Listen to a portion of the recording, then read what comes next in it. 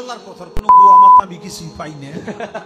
আল্লাহ যে কইল প্রথম সৃষ্টি আমার এশ, প্রথম সৃষ্টি আবার কয় আমার আশ, প্রথম সৃষ্টি আবার কয় নূর, প্রথম সৃষ্টি আবার কয় রূহ। আল্লাহ এক মুখে যে এত কথা কয়, আল্লাহর মুখ কয়টা? এক মুখে যে দুই কথা কয়, হ্যাঁ মুখ কয় না হুক কয়?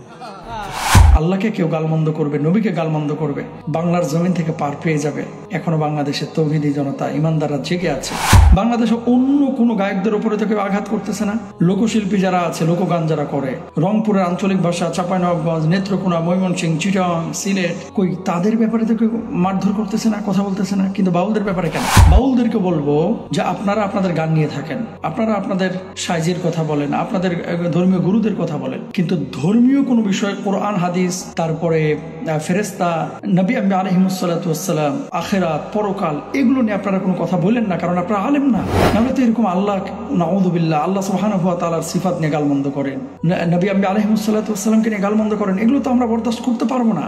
সুতরাং যেহেতু আইনে তাকে সুপুর্দ করা হয়েছে, বাউল সরকারের সর্বোচ্চ সাজা আমরা আশা করি। আসসালামু আলাইকুম ওয়া রাহমাতুল্লাহি ওয়া বারাকাতুহু। লন্ডন থেকে মুস্তাফিজ রহমানী সবাইকে সাদর আমন্ত্রণ জানাচ্ছি আজকের আলোচনায়। আমাদের দেশের কথিত সুশীলরা বাউলদের পক্ষে বিপক্ষে অনেক কথা বলছেন। আসলে আবুল সরকার যে কথা বলেছেন হয়তো আপনারা অনেকে জানেন না। আল্লাহকে নিয়ে, আল্লাহর সিফাত নিয়ে, আল্লাহর কালাম নিয়ে যে কথা বলেছেন, এটা কোনো মুসলমানই স্বাভাবিকভাবে নেবে না। দুনিয়ার কোনো লিডারের নামে সমালোচনা করলে আমরা অতীতে দেখেছি যে জেলে পর্যন্ত অনেক আলেম ওলামাকেও যেতে হয়েছে, সাধারণ সাংবাদিকদেরকেও যেতে হয়েছে। দুনিয়ার একজন লিডারকে নিয়ে যদি কেউ সমালোচনা করে তাহলে তার কলিজায় যেমন লাগে, সেখানে আল্লাহ সুবহানাহু ওয়া তাআলার সিফাত নিয়ে কেউ যদি কথা বলে, গালমন্দ করে, তার প্রত্যেকটা মুমিনের হৃদয়ে কলিজায় আগুন জ্বলে ওঠার কথা তেমনটাই হয়েছে। আপনার ব্যাপারে কেউ যদি বলে যে আপনি মুখ দিয়ে কথা বলেন নাকি বুক দিয়ে কথা বলেন, নাউযুবিল্লাহ, আপনার কেমন লাগবে? তো আল্লাহর ব্যাপারে এরকম কথা বলেছে, নাউযুবিল্লাহ। এবার আসেন যে তাদেরকে মারধর্য করা হয়েছে, এটার সাথে আমরা একমত কিনা? না, এটার সাথে আমরা একমত না। যার যার কর্মসূচি শেষে পালন করবে, স্বাধীনতা তার আছে, কিন্তু আঘাতটা কেন করা হয়েছে? এখানেও একটি বিষয় শুনলাম, মানে মৌচাকের ঢিল আপনি আগে ছুড়লে মৌমাছি তো আপনাকে ডিস্টার্ব করবেই, ব্যাপারটা এরকম হয়েছে। আমরা চাই না বাংলাদেশে বাউলদের উপরে কেউ আঘাত করুক। বাউলরা বাউলদের কাজ করুক, তাদের দর্শন, তাদের ধর্ম, তাদের গান তারা তাদের ভাবে উপস্থাপন করুক। বাংলাদেশে অন্য কোনো গায়কদের উপরে তো কেউ আঘাত করতেছে না। লোকশিল্পী যারা আছে, লোকগান যারা করে, রংপুরের আঞ্চলিক ভাষা, চাঁপাইনবাবগঞ্জ, নেত্রকোনা, ময়মনসিংহ, চিটাগাং, সিলেট, কই তাদের ব্যাপারে তো কেউ মারধর করতেছে না, কথা বলতেছে না। কিন্তু বাউলদের ব্যাপারে কেন? 90% বাউল পাবেন যাদের আকীদাগত মারাত্মক ত্রুটি আছে। কয়েকদিন আগে দেখলাম বাউল আনোয়ার, সে বলতেছে আদম আলাইহিস সালাতু ওয়াস সালামের আপনার 17 হাত লম্বা ছিল, নাউযুবিল্লাহ, বা লম্বা ছিল, আরেক জায়গায় শুনলাম।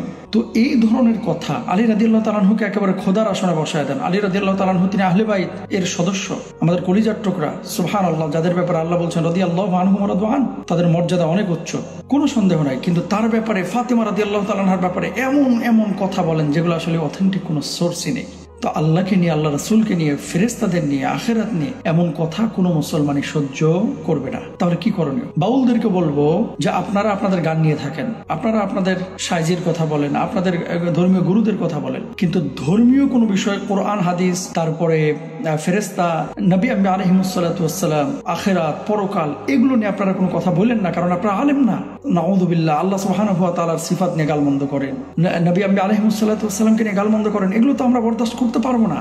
সুতরাং যেহেতু আইনে তাকে সুপুর্দ করা হয়েছে, বাউল সরকারের সর্বোচ্চ সাজা আমরা আশা করি। আবারও বলে, আবুল সরকারের সর্বোচ্চ সাজা আশা করি, এবং রাষ্ট্রের সুনির্দিষ্ট একটা আইন চাই যে পরবর্তীতে কেউ যেন এই ধরনের আপনার ধৃষ্টতা আর না দেখায়। শুধু বাউল না, কিছু আলেম ওলামাও আছেন বাংলাদেশে যারা ওয়াজ মাহফিলে উঠে এরকম উদ্ভট কথাবার্তা বলেন। তবে বাংলাদেশের ইতিহাসে, অতীতে এইরকম ন্যাক্কারজনক কথা আল্লাহ সুবহানাহু ওয়া তাআলা সিফাতকে নিয়ে গালমন্দ করা আবুল সরকারের মতো আর করে নাই, কেউ করে নাই, আমাদের চোখে পড়ে নাই, গোপনে হয়তো বা করেছে। সুতরাং যদি আপনার হৃদয়ে ঈমান থাকে, আপনি অবশ্যই বুঝবেন, আপনার হৃদয়ে কলিজায় যদি আগুন না জ্বলে, ঘৃণা যদি না আসে যে আমার আল্লাহকে একজন গালি দিয়েছে, অথচ আমার হৃদয়ে কোনো জ্বালা নাই, আপনি কিসের মুসলমান?